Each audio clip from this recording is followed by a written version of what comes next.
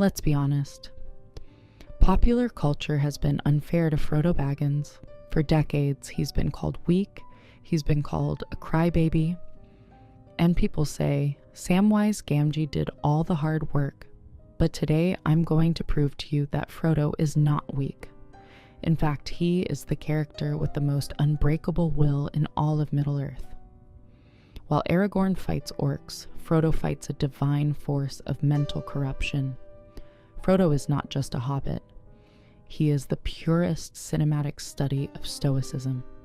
Before you say, but Frodo is always afraid, remember this. Stoicism is not about feeling nothing. That's being a psychopath. Stoicism is feeling fear, feeling pain, and deciding that none of those things will dictate your actions.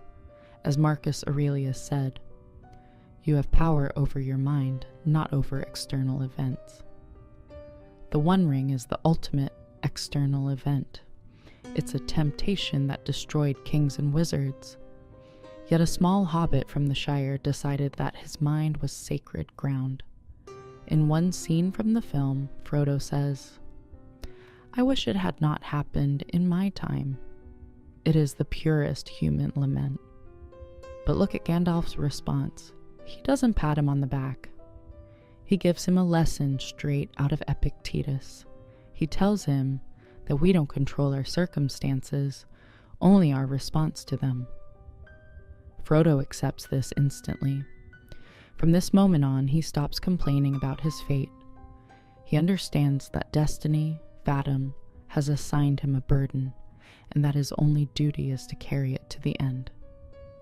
That, my friends, is the dichotomy of control in its purest form. Look at Frodo's face in this scene. He doesn't want to go. He knows it's a death sentence. But here he applies the concept of amor fati, loving your fate, no matter how cruel it is. Frodo volunteers not for glory. That would be pride, something the Stoics reject, but out of moral necessity. He is the only one who can do it because he is the only one who does not desire power. His strength is not in his biceps. It's in his ability to say, if this is my path, I will embrace it to the very end. The Stoics spoke of the inner citadel, a place in your mind that nothing external can touch. Think of Boromir, a great warrior, but his mental citadel was made of paper. The ring broke him in minutes. Frodo, on the other hand, carries the source of all the evil in the world around his neck for months. He feels it burn his skin. He hears it whisper in his ear. And he keeps walking. To be stoic is to maintain your integrity when the entire world is trying to corrupt you. Frodo loses his finger, loses his health, and loses his home. But he never loses his purpose. At the end of the Fellowship of the Ring, Frodo makes the hardest decision of all to go alone.